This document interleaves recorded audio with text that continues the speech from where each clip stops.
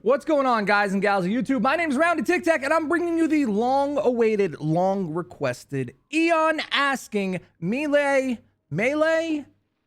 Devastator build video. I'm really excited about this one. Me and my buddy Hayes took to the drawing boards and eventually came up and crafted this very expensive version of this build.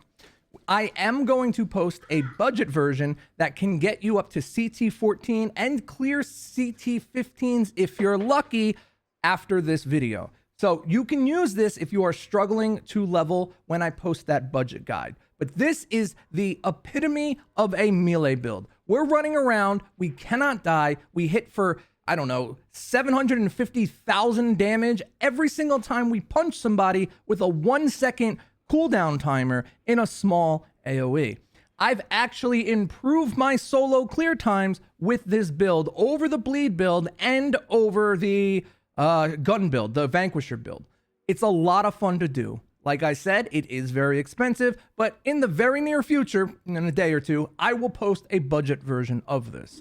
If you guys like guides, gear, and gameplay, think about subscribing. It really does help out the channel. If you're having issues, we're doing a new series called Expos Explained. I will link up to the chem plant version of that one right there. And if you want to join us on Twitch, twitch.tv/roundedtiktak, we stream 4 days a week. And I'm super proud to tell you guys this. I have officially been partnered with Advanced GG. Advanced GG is your next level energy drink for all of your gaming and daily life needs. If you need to focus a little better, play a little harder, or just beat your little brother in that game of Mortal Kombat. God, I'm so old. This is the drink for you. I promise you, it is the best one I have ever tasted, as I have tried many. This one is superb. The mango and cotton candy flavors, yes, cotton candy flavor, are out of this world. Even though a lot of us here are Devastator mains and we're used to a chalky flavor, I can guarantee you they do not have that here. These are super crisp, super refreshing, and most of all, they taste really, really good. You can use the link down in the description below to get 30% off your first order, or on checkout, use code RTT to get that 30% as well. Currently, they have 2 blends, Focus and Energy, and an array of flavors that can satisfy any gamer's taste buds. Lastly, they're coming up with a 3rd one called Chill, which I'm very excited to be a part of as well. A lot of people have asked me how you can support what I do for games like Outriders and future games. This is something that you can absolutely do and get an amazing kick-ass product in return. Seriously, this stuff is no joke. I drink it every morning and I'm absolutely in love with it. Click on the link down in the description below, give it a try, you won't be disappointed. And with all of that out of the way, let's jump into the video. I'm so excited for this one. Let's do it. Melee Devastator. Before we really jump into the video, I'm going to edit this video slightly different. Let me know down in the comments below which one you find easier to follow along. There will be a build template at the end, and remember, we plan on doing a budget build of this version if you guys do like it. So with that out of the way, we usually start at the weapons, but we're going to skip that this time and talk about the melee skill in general, because it is just that. That's the first thing to note. Melee is actually considered a skill, or any mod that works off of skill usage works with our melee attack as well. Maybe not all of them, but definitely the one we're using. It also scales off of anomaly power, so keep that in mind. The higher anomaly power you have, the better your melee attack is going to be. Number 3, each melee attack is AoE. However, the ground slam, if you're running and then melee attack, is a larger AoE. Keep that in mind when you're really cornered by a bunch of enemies and you literally cannot run. The regular one will do fine. On top of that, all melee attacks in the game use a status effect. Us as a Devastator, we get a bleed debuff, which is perfect because a lot of our bonus damage comes from the fact that they are already bleeding. The very last thing to note is that there seems to be a different cooldown timer based on the ground slam and the regular standing still melee attack. The ground slam being 0.25 seconds, 0.5 seconds longer, so just keep that in mind. Those are the little things that not everybody knows about the melee attack, and I just wanted to cover them considering the entire build is based around using it. So with that out of the way, let's actually jump into the weapons. The weapons aren't anything new that you haven't seen before. We, in this case, are using the Thunderbird. However, there is a slight reason we're using this. Ultimate Storm Whip, as you can see, comes with a 1 second cooldown. Our melee skill is also about a 1 second cooldown.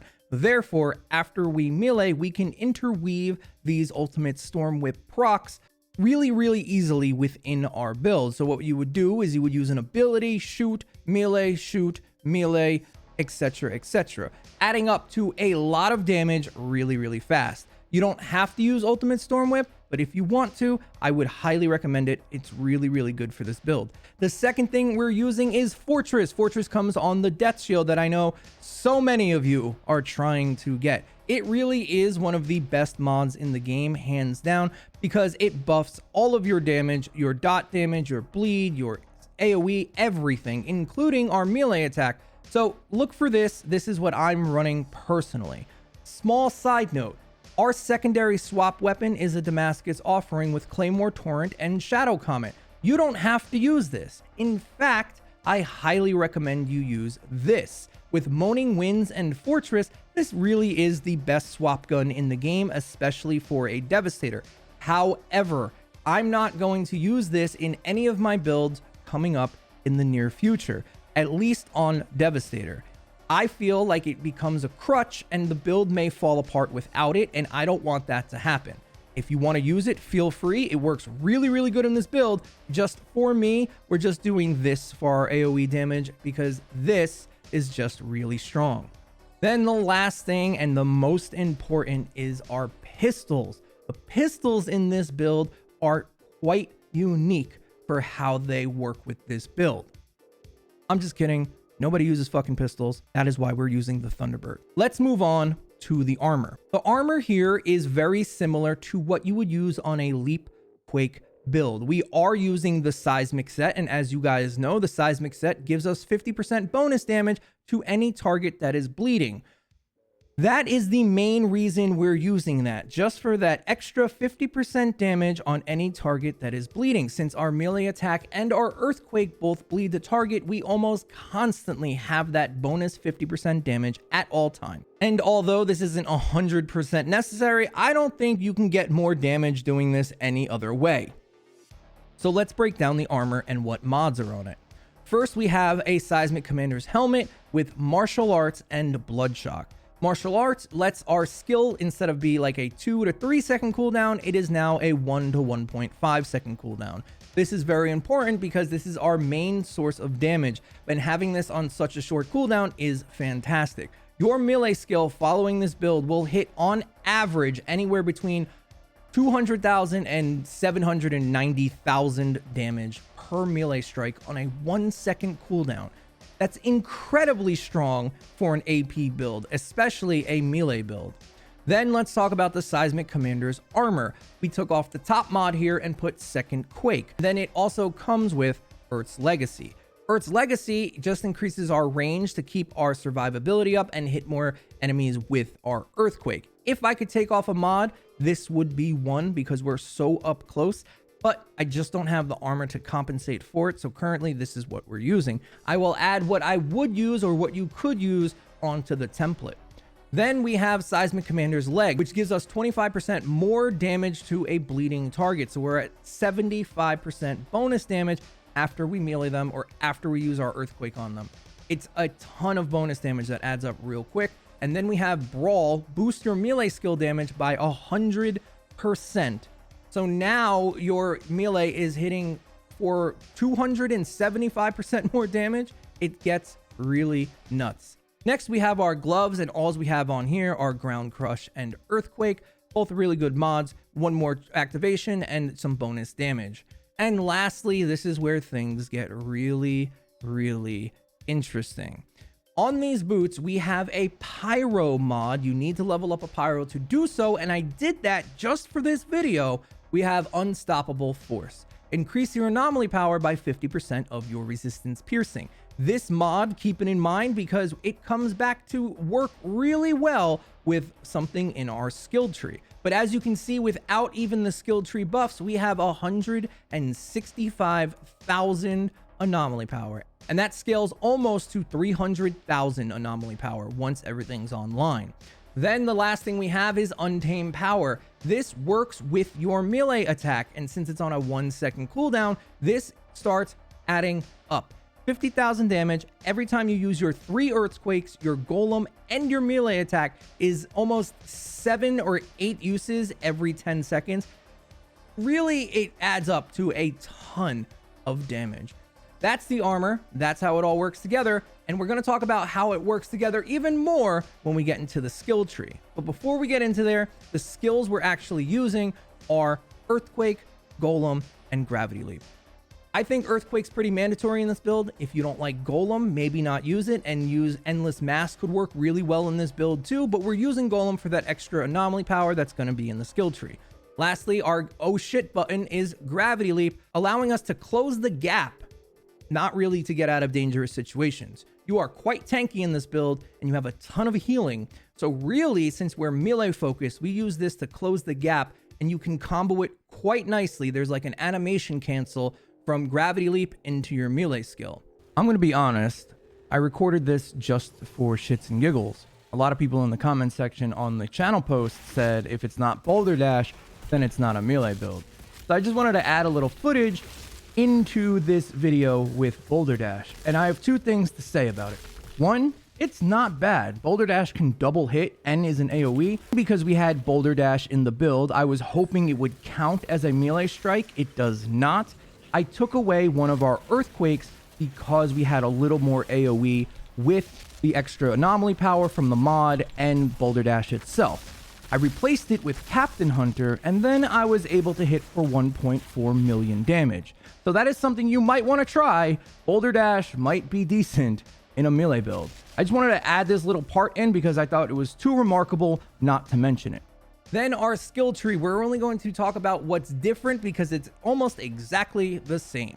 We had to lose out on this bloodbath here. We need the resistance piercing due to that mod that we took off those pyromancer gloves. More resistance piercing means anomaly power, and since we can only choose one of these, we went with the resistance pierce.